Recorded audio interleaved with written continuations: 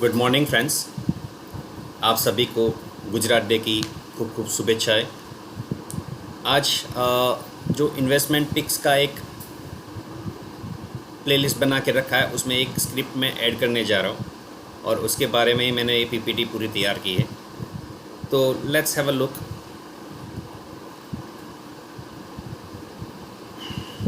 सबसे पहले मैंने मंथली चार्ट स्टडी किया है। तो मंथली चार्ट पे आप देख सकते हो कि पूरा का पूरा वो सपोर्ट जोन पे खड़ा है। यहाँ पर जो डब्ल्यू पैटर्न थी, मैं एक पेन पॉइंट ले लेता हूँ।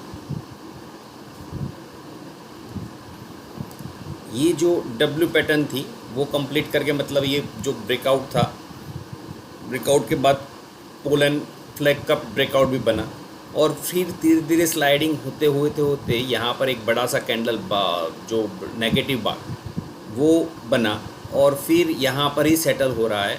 और फिर यहाँ पर एक अच्छा पार्ट ये बना है कि सपोर्ट लेवल पे ही टिका और जो ब्लैक कैंडल है, ब्लैक कैंडल के करीबन करीबन उतनी ही साइज़ की ग्रीन कैंडल या फिर वाइट कैंडल बनाई है। अब ये जो है, मतलब इसका वॉल्यूम भी अच्छा है। अनफॉर्चुनेटली मैं वॉल्यूम कवर नहीं कर पाया इस स्लाइड में, next time will take care. But एक नेगेटिव साइन टेक्निकली देखने जाए तो इसने क्रॉस आउट दिया है। मतलब आप सभी को जानते हो कि 10-20 का जो रूल मैंने एक्सप्लेन किया था उसके रिलेटेड आपको ये लेवल पे 97 मैंने एक लाइन ड्रॉ करके रखे, but you can comfortably consider as a 95। तो अभी करंट रेट 108 है, तो 95 के नीचे मंथली चार्ट है। तो मंथली चार्ट बहुत टाइम कंज्यूमिंग होता है क्योंकि मंथ बार बनता है, तो मंथ बार में एक पूरा मंथ लगता है एक कैंडल कंप्लीट होने में। तो उस हिसाब से आपको मैनेज करना है। तो मंथली क्लोजिंग 95 के नीचे, तो मतलब मई महीने में अगर 95 के नीचे क्लोज आता है, क्लोज का मतलब अगर 20 तारीख को 90 रुपीज़ का क्लोज है तो वो कंसीडर नहीं कर सकते, क्योंकि 20 तारीख के बाद अगर 10 सेशन बच जाते हैं और उसमें 95 क्रॉस कर जाता है तो फिर आपका एंट्री बना रहना चाहिए। बट आइडियली अगर 95 के नीचे जाता है तो अगर स्टॉप लॉस ट्रिगर करवाना चाह रहे हो, क्योंकि इन्वेस्टमेंट पिक में स्टॉप लॉस ज़्यादातर बहुत लंबे होते हैं या फिर लंबे रखने चाहिए, क्योंकि आपको कंपनी पे भरोसा होना चाहिए। देखते हैं वीकली चार्ट क्या बोलता है। तो वीकली चार्ट में भी वही का वही है, इसमें कुछ ऐसा एसेस कोई दिखा नहीं है। बट पॉजिटिव साइन क्या देखी कि उसने 10 SMA और DMA जो है उसको क्रॉस करके क्लोज दिया है।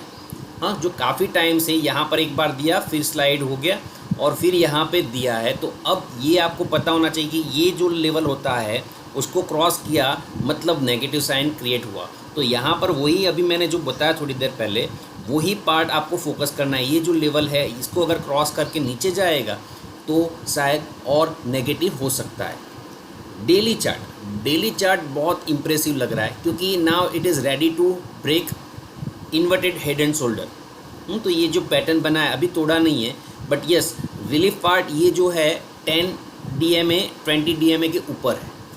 तो 10 DMA 20 DMA के ऊपर है, मतलब आपको पॉजिटिव बने रहना है। जैसे कि ये नीचे था तो कंटिन्यूसली वो नीचे गया, तो अगर ये बना रहता है और आने वाले दिनों में ये अगर लेवल 120 130 और 125 के ऊपर चला जाता है तो बहुत अच्छा मूव आने की गुंजाइश है। अब इसके फंडामेंटल्स क्या बोलते हैं वो हम थोड़ा रिफ़र कर लेते हैं, जिससे हमको अंदाज़ा पड़ेगा कि हाँ हमारा जो इन्वेस्टमेंट पीक है वो कंसिडरेबल है कि नहीं है। लार्ज कैप है, हाँ, स्टॉक का P14 है, करंट प्राइस 108 है, बुक वैल्यू 16.5 है और फेस वैल्यू 5 रुपीज़ है। अब यहाँ पर इक्विटी काफ़ी अच्छी खासी है, 495 करोड़ की है। करंट रेशियो अगेन एनकरेजिंग 2.17 है, जो अच्छा माना जाता है।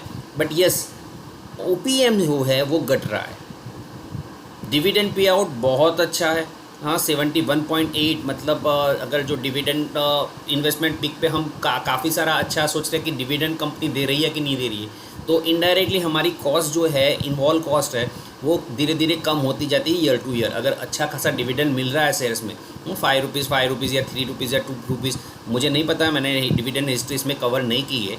बट यस अगर 2-2 रुपये भी दे रहा है तो 5 सालों तक अगर 2-2 रुपये भी निकल जाते हैं तो करीबन आपके 10 रुपये और नीचे हो जाएगा, और जो बेनिफिट है वो तो मिलना ही है। Pros and cons, company is totally debt free. बहुत अच्छी साइन होती है जब भी कोई कंपनी डेट फ्री होती है, तो उसका कोई भी लाइबिलिटीज़ ज़ीरो के नज़दीक हो तो वो बट ऑब्वियस से परफॉर्म अच्छा कर पाएगा। अगर उसको कोई भी बैंक के पास जाएगा तो कोई भी लोन अगर पेंडिंग नहीं है तो इमीडिएटली लोन मिल सकता है, अगर उसको एक्सपांड कुछ करना है तो। Company is expecting good quarter, company has good return on equity, ROE अच्छा है, 3 years ROE, हाँ मतलब अभी तो डाउन ट्रेंड में दिख रहा था वो। Company has been maintaining a healthy dividend pay out 67.95, जो मैंने यहाँ पर बात बताई 71.8 है, और ये बोल रहा है मतलब लास्ट ईयर का जो है रिकॉर्ड वो 76.95 है। तो अगेन जो एग्जिस्टिंग था उसको भी क्रॉस किया है, मतलब जो कंपनी प्रॉफिट करती है उसको पब्लिक शेयर होल्डिंग में शेयर कर रही है, तो एक अच्छी हेल्दी कंपनी की निशानी होती है। और ये कंपनी का नाम यहाँ पे डिस्क्लोज हो रहा है, कैस्ट्रॉल इंडस्ट्री। ये मैं बात कर रहा हूँ कैस्ट्रॉल इंडिया के बारे, सॉरी नॉट इंडस्ट्री, इंडिया के बारे में बात कर रहा हूँ, जिसका P compare to all other peer companies बहुत कम है। मतलब प्राइस पर अर्निंग, प्राइस जो बोला जाता है वो इसका कम माना जाएगा या फिर आका जाएगा compare to the others peer company, मतलब कॉम्पिटिटर्स जो भी है। आप देख सकते हो इसका अगर एवरेज का कैलकुलेट करें तो एवरेज बहुत करीबन 50 के अराउंड होगा, और 50 के अगेंस्ट में इंडस्ट्री पी अगर कोई निकाल रहा है तो मेरे हिसाब से 40+ तो होगा ही होगा, क्योंकि ये 101 है और 97 है, तो वेटेड एवरेज का अगर बात करें तो करीबन 50 के आसपास आएगा। तो ये 14 अगर 50 बन जाता है आने वाले दिनों में, आगे आने वाले 3, 4, 5 साल में, तो आप समझ सकते हो 3 गुना भाव हुआ, मतलब 300 रुपये के भाव होगा, तब प्राइस पर अर्निंग उसका मैच करेगा। But yes condition is what, earning should be maintain, मतलब जो भी अर्निंग अभी कर रही है कंपनी वो कंपनी मेंटेन करना चाहिए उस हिसाब से। प्रमोटर होल्डिंग 51% है, वो नेक्स्ट स्लाइड में मैंने कवर किया, और इसका प्लेस पार्ट 0 है। काफ़ी सारे कंपनीज के प्लेस पार्ट 0 है, सिर्फ एक गुजरात फ्लोरोसेंट है जिसका प्लेस 3% है, मतलब 66% जो इक्विटी है उसमें से 3% उन्होंने स्टेक प्लेस पे रखा है। और कंपनी ने रिड्यूस भी नहीं किया है, बढ़ाया भी नहीं है, घटाया भी नहीं है। इक्विटी कैपिटल बात कर चुके हैं, ROE बात कर चुके हैं, इंटरेस्ट कवरेज और फिर करंट रेशियो, डेब्ट टू इक्विटी 0 है क्योंकि इसका 0, OPM 25 है। ये भी एक अच्छी साइन होती है कि जबकि पीयर कंपनीज क्या परफॉर्म कर रही है, तो एक 1, 2, 3, 4 के करीबन नज़दीक ही है। एक ही कंपनी है, 2 कंपनी है, आरती इंडस्ट्री एंड गुजरात फ्लोरोसेंट, जो बीट कर रहे हैं या फिर इसको हरा रहे, बाकी सारे के सारे सेम OPM लेके बैठे, मतलब इंडस्ट्री में जो मुनाफा हो रहा है वो करीबन वो अच्छा हो रहा है हर एक लोगों का। यहाँ पे जो मुझे नेगेटिव साइन दिख रही है वो FII और DII दूर जा रहा है, क्योंकि आप देखो कि जो 12.19 था यहाँ पे बढ़ाया था 12.15 और 11.11, मतलब FII अपना स्टेक घटा रही है। और आप सभी को पता होगा कि FII कंटिन्यूसली इसका करीबन लास्ट ईयर पूरा का पूरा सेलिंग में रहा है, इवन अभी तक उसके फिगर्स सेलिंग में ही आ रहे हैं। DII भी अपना स्टेक कम कर रहा है, 16.69 यहाँ से स्टार्ट करते हैं 66 से 27, then 17.30, then this, and currently standing at 15.99। और यहाँ पे जो बढ़ रहा है ये लोग खाली कर रहे हैं, वो स्टेक जा कहाँ रहा है, तो पब्लिक के पास जा रहा है। तो एक किस्म का नेगेटिव इंडिकेशन हो सकता है, बट जब कंपनी परफॉर्म अच्छा कर रही है तो फिर वहाँ पे कोई दिक्कत की बात नहीं होनी चाहिए। बट उन लोगों को फ्यूचर नहीं लग रहा है, क्योंकि कैस्ट्रॉल इंडस्ट्री अगर इंडिया ऑयल सेगमेंट में है, या फिर जो ऑयलिंग पार्ट होता है का मोटर व्हीकल्स का जो ऑयलिंग करते हैं हम लोग, वो कैस्ट्रॉल इंडिया है।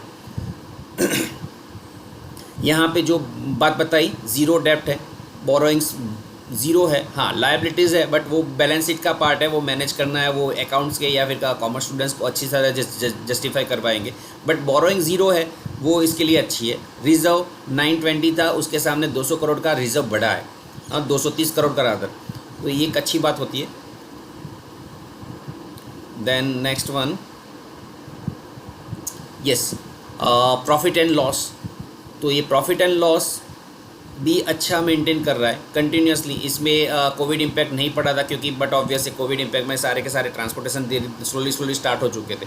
तो जो ऑयलिंग पार्ट होता है या फिर कुछ गैरेजेस होते हैं उन लोगों को अलाउ किया गया था, क्योंकि जब ट्रक्स और वो सब कुछ चलता है तो उन लोगों को दिक्कत नहीं आई थी। बट प्रॉफिट मार्जिन उन लोगों ने मेंटेन किया है, यस, बट 2019 के कंपेयर में थोड़ा स्लो डाउन हुआ है, तो डिपेंड करेगा। बट यहाँ पे डिविडेंड पे आउट है, वो बहुत अच्छा करा। 100% डिविडेंड पे आउट 17 में किया था, देन 93% एंड देन 72%। ईपीएस भी अच्छा है, यहाँ पे थोड़ा 17.16 के सामने 17.66 है। ये अगर स्किप कर रहे हैं 2019 एंड 20, क्योंकि 19 का तो स्किप नहीं कर सकते हम, बट उससे कंपेयर में ये घटा है, अदरवाइज मेंटेन किया। और ये शायद घटा है इस हिसाब से ही शायद नहीं, ये तो अगर चार्ट में देखना पड़ेगा, क्योंकि 18 to 19 बढ़ना चाहिए था stock price, but down trend में ही है काफ़ी लंबे अरसे तक। तो ये आपका स्टॉक इन न्यूज़ था, सॉरी इन्वेस्टमेंट पीक था। मेरे हिसाब से अगर आप चाहो तो इसमें इन्वेस्ट कर सकते हो, but yes as I conveying, I am not SEBI registered guide. तो before taking any action you should consult your financial experts, या फिर कोई भी जो जानता हो। वीकली चार्ट यहाँ पे 18 से होगा, ये 18 to 19 ये जो डाउन ट्रेंड ही चल रहा है, और वीकली चार्ट है तो बट ऑब्वियस। तो आप इन्वेस्ट करने से पहले अपने किसी भी फिनेंशियल एक्सपर्ट्स की राय ले लीजिए, और फिर उनको अच्छा लगे, कंफर्ट जोन लगे, इवन मेरे पॉइंट कन्वे कर सकते हो। But yes, before without consult them, please do not initiate any trade. Okay, that's it, thanks a lot, thanks for watching, be connected. मिलते हैं नेक्स्ट वीडियो में, बाय बाय।